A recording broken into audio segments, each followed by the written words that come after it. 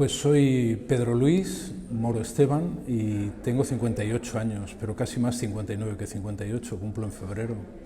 Pues como alumno estudié COU en nocturno en el año 82, cuando las famosas inundaciones, aquellas terribles que se llevaron medio Alicante por medio. Y después fui a estudiar filosofía a Salamanca, saqué oposiciones y después de un par de años en la provincia de Toledo, pues me vine al Figueras, elegí el Figueras.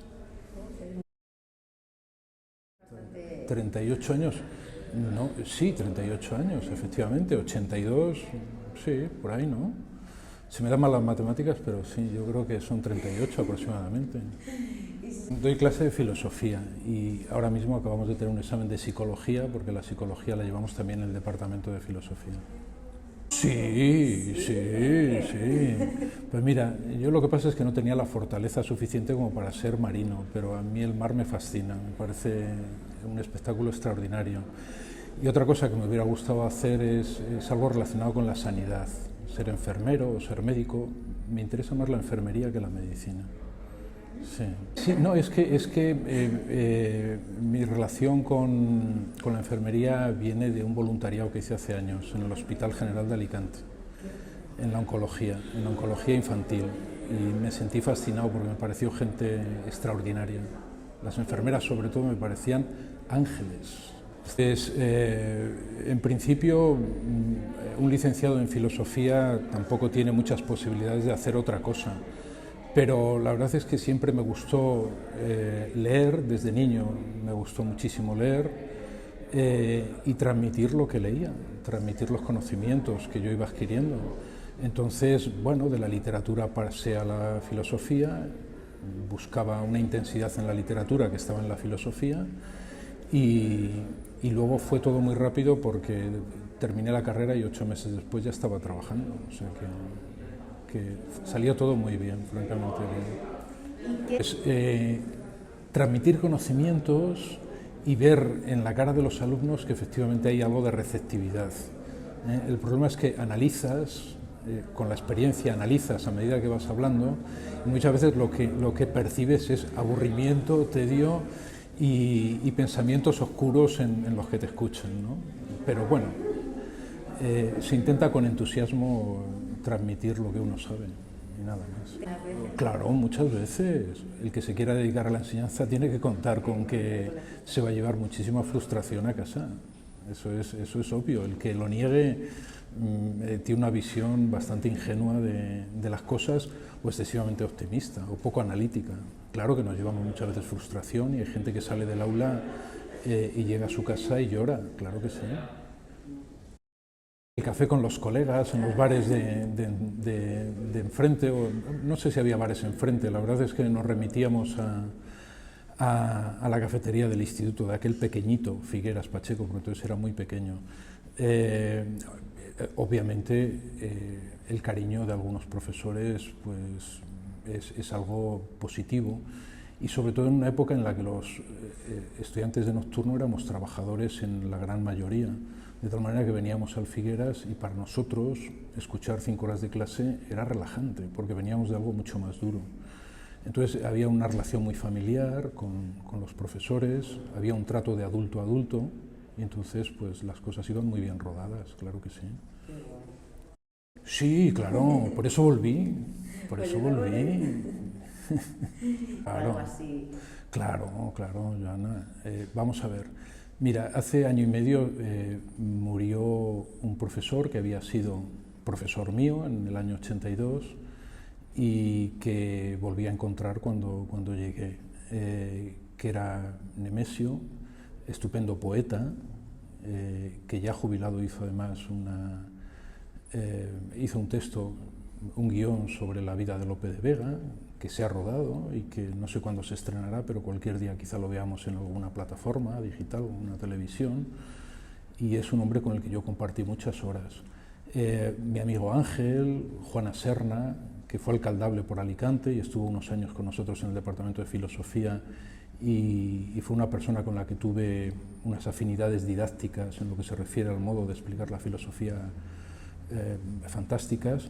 Y luego, por supuesto, mi amigo Jesús García, que se jubiló el año pasado, que fue nuestro jefe de estudios de nocturno y es el tipo más inteligente y más honesto que he encontrado en Alicante desde que llegué en el año 82.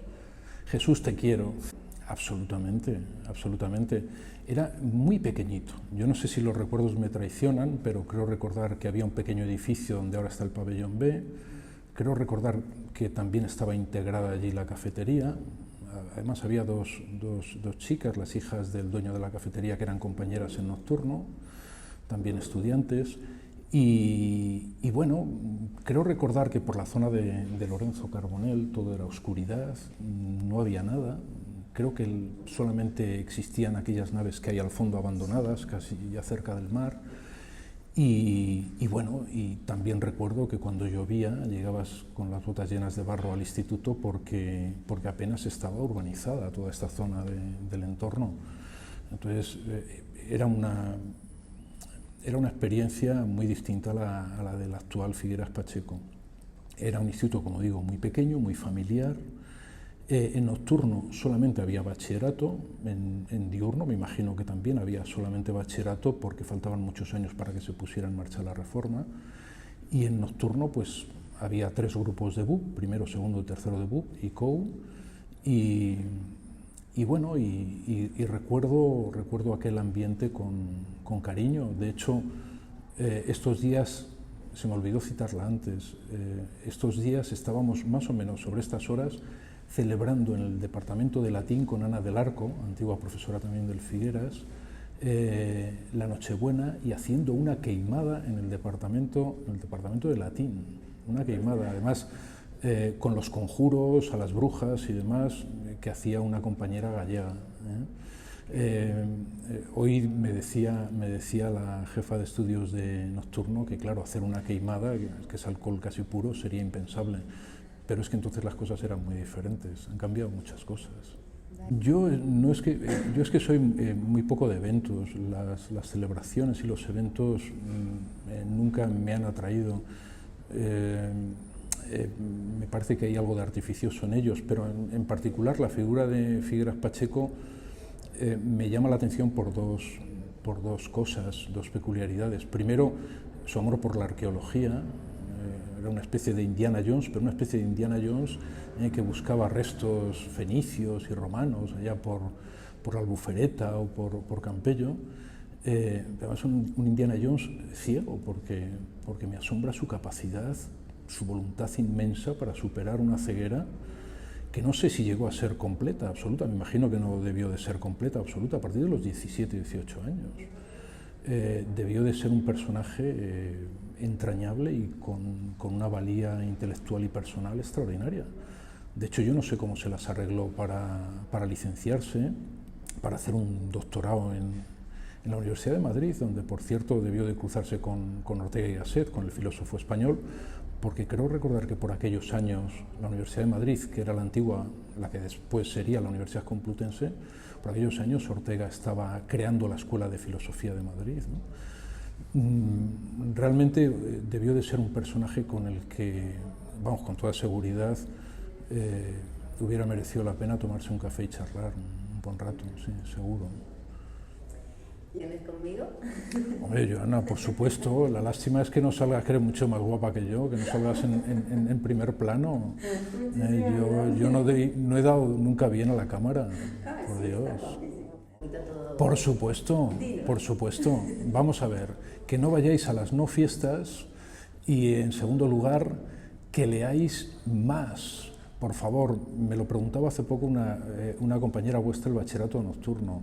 No, era del bachillerato a distancia. Me decía, Pedro, ¿qué puedo hacer para escribir mejor y para pensar mejor? Y yo le decía, mira, si lees 15 minutos todos los días a Gabriel García Márquez, vas a aprender a escribir y a pensar mucho mejor que escuchándome a mí en 100 clases de filosofía, ¿no?